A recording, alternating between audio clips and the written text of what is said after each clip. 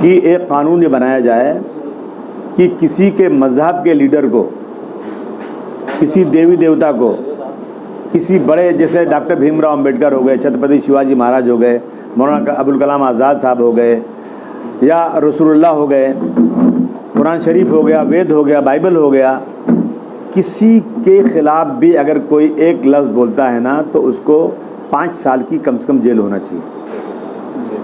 मुल्क का 80% मामला ख़त्म हो जाएगा। अगर आप जाएंगे तह में ना तो सबके पीछे मजहबी प्रॉब्लम है। कोई जो है सोशल मीडिया पे कह रहा है, कोई माइक पे बोल कह रहा है, कोई कह रहा है कि हम जो है धर्म संसद के नाम करके हम जो है 20 लाख मुसलमानों को मार देंगे, कोई कह रहा है कि ये हम मस्जिद को तोड़ के मंदिर बना देंगे। रोज़ाना ही हो रहा है देश के अंदर। तो अभी जो मालेगांव का मामला 12 तारीख को, वो भी यही मामला है कि जो हुआ था वहाँ पे अपना त्रिपुरा में हुआ था, उसके खिलाफ एहतजाज।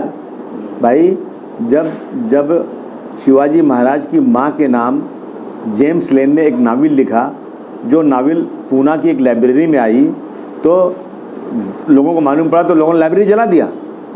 क्यों जला दिया? कि शिवाजी महाराज की माँ का अपमान हम बर्दाश्त नहीं कर सकते। हुजूर सल्लल्लाहु अलैहि वसल्लम के खिलाफ कोई बोले, मस्जिद कोई तोड़े, कुरान शरीफ जलाए, तो हमारा खून नहीं खोलेगा क्या? मैं समझता हूँ कि एहतजाज जो हुआ था कोई गलत नहीं हुआ था, लेकिन उस एहतजाज में जो बदतमीज़ी किया पुलिस वालों लोगों ने, उस अगर इंसाफ मेरी सरकार में होता तो उसकी इंक्वायरी करके उन पुलिस वालों को सस्पेंड करना चाहिए।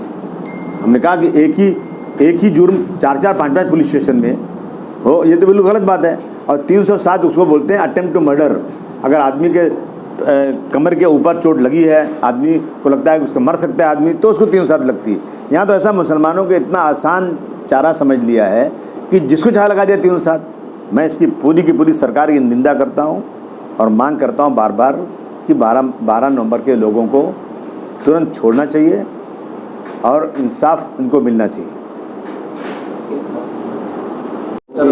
नहीं, मैं सरकार से कहना चाहता हूँ कि राज ठाकरे कौन है? राज ठाकरे खुलेआम कहता है कि मस्जिदों के लाउड स्पीकर अगर नहीं उतरे तो मैं वहाँ जाकर हनुमान चालीसा पढ़ूंगा। और उस आदमी के आवाज़ पर कई लोगों ने मस्जिद के गुंबद पर चढ़ करके वहाँ लगा दिया गेरुआ झंडा। उस पर आज तक कोई केस ही नहीं हुआ। और इमाम काउंसिल के लोग, अगर जो इस मुल्क में बिल्कुल गलत हो रहा है, बनारस की वो मस्जिद ज्ञान वापी मस्जिद, जब इस मुल्क का कानून ये बन गया कि 91 में कि जितनी भी मस्जिदें इबादत गाहें किसी मज़हब की होंगी, उसमें 1947 का ही चलेगा। जिस पोजीशन में 1947 में थी वैसी ही रहेगी। उसमें कोई भी मदाखलत, कोई भी इस पर इंटरफेरेंस नहीं कर सकता, सिवाय एक बाबरी मस्जिद या राम मंदिर जो बोलें आप उसको, उसमें।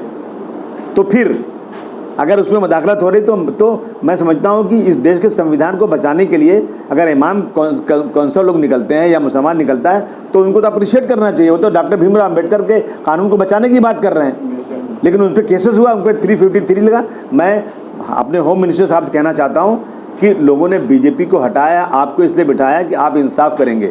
हम आपको इसलिए सपोर्ट कर रहे हैं कि बीजेपी की सरकार नहीं है, बल्कि ये सरकार सेकुलर है।